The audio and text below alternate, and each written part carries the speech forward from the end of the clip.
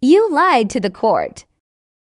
That's what you think, but you don't want to look at my papers. No, the papers don't cure the lie. How is it a lie? You told me this is my number, Your Honor. Call it. I told you I changed it last night.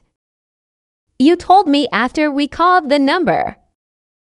Okay, and right here on this paper it says number change at 9:32 p.m., which was the night before court.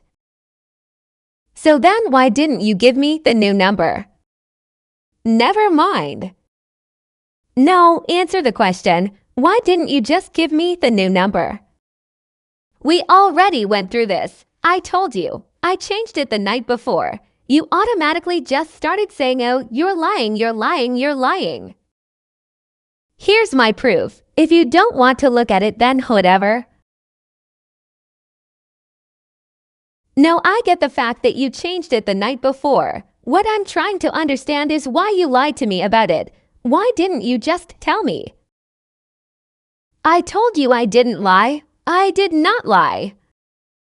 So you're telling me you didn't remember what happened the night before? Oh my God. Fine. No, I didn't. Okay then. You'll just keep thinking I lied. So whatever. Your Honor, Goddard's current daycare has actually called me a few times trying to get a hold of him because they can't get a good number for him either. They actually don't have any of the numbers mentioned. They have an entirely different number.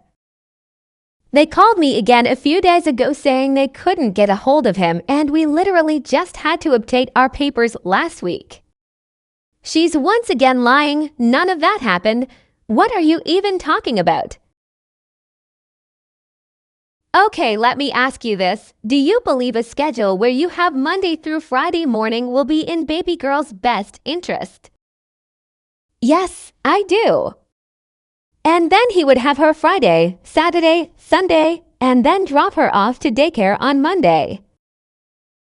Yes, or we can do pickup at Sunday night so that I can make sure she gets to daycare. Is there anything else you would like to add as to why you think that would be in her best interest? I just think it'll be a more consistent routine for her, especially with her daycare not being split up every week like it is now. And this way she will also know on the weekends she goes to her dad's place. Is it possible that your today's off would ever be rescheduled permanently for Friday or Saturday? No, as of right now I will always work Saturdays, and my days off are always in the middle of the week. But for consistency, she would still be attending daycare when I'm not working. Okay, so are you still unemployed? Yes, I am. So why can't I have her Monday through Friday? Why do you think that will be in her best interest? I can go sign her up for school. I can do everything she can do. She's just trying to find a reason to take her away from me for the whole week. And then eventually she will take more and more of my time away until I'm left with nothing. That's not true. I have always stated the importance of her having her dad in her life. Sir, at this time she is the only one working between the two of you. I don't understand what that has to do with anything. What does that have to do with my daughter? Well, because that's important. And I'm trying to make sure that baby girl will be with you guys. I'm trying to capture days off work and she works on Saturdays.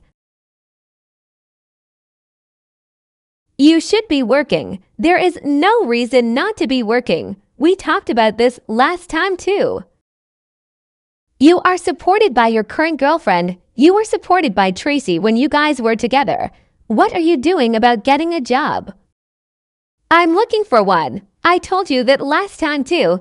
I'm still trying to figure out what that has to do with my daughter's schedule. When was your last employment? I already told you this last time. It was several months ago. And I believe you said it was a temp job?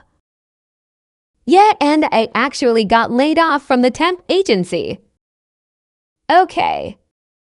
Tracy, do you think this new schedule you are asking for will adequately protect baby girl? Yes, I mean, obviously, I would want the schedule to be closer to 80/20ths. But since you are saying it has to stay the same, then I think Monday through Friday will be the best case scenario. And I am slightly concerned about the stability of her environment when she is there. There have been instances where Ben and his girlfriend would get into fights and she would kick him out along with baby girl when she is there. Are you kidding me? That happened one time and I made sure she was safe by calling you to take her. Okay, so I was sent the files from CPS and I will say it raised a lot of concerns for me. You both were provided with copies and had the chance to look over them. Yes, originally In was only given copies of files that pertained to my case. I read both as they were able to provide me with both and I am very concerned with what I read. CPS is not on me. Did you review all the files? Yeah, I read hers and it said something about how they find a chest not anchored to the wall where baby girl sleeps. And what about your files?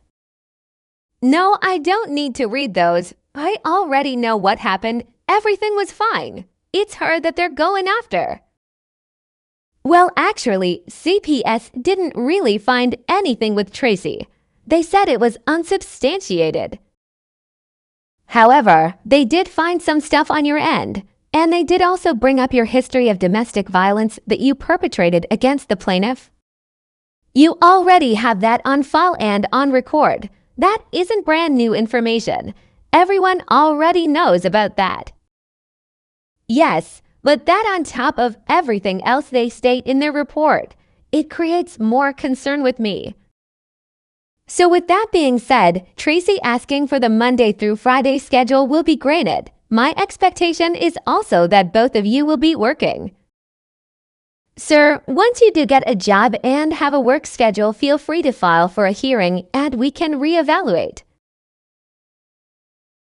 I will also be granting the new daycare mom is requesting baby girl to transfer to.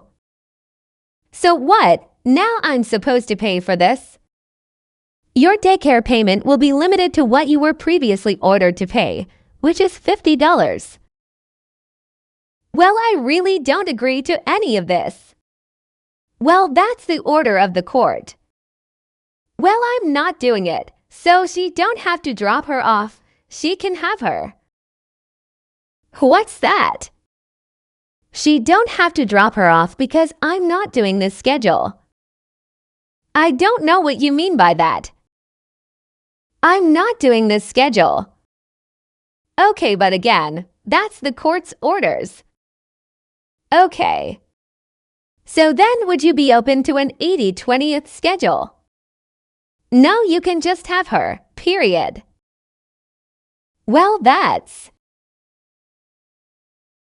He's literally saying I can just have her. It's over.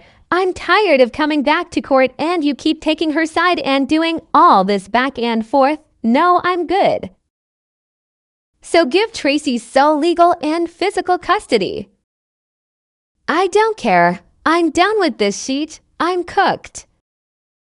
Okay. I'm tired of doing this. Okay, so you are willing to give her sole legal and sole physical custody? Yes, I'll even sign my rights over today. Okay, so based on the defendant's consent in open court, the plaintiff will have sole legal and sole physical custody of baby girl.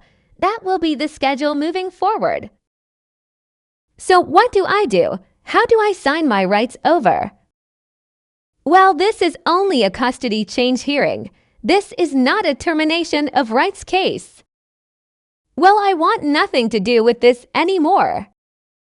I can't offer you any legal advice. You would have to consult with an attorney for that. So just to clarify, I now have her 100% of the time and can go pick her up right now. Yes, ma'am. Court is adjourned. The finale.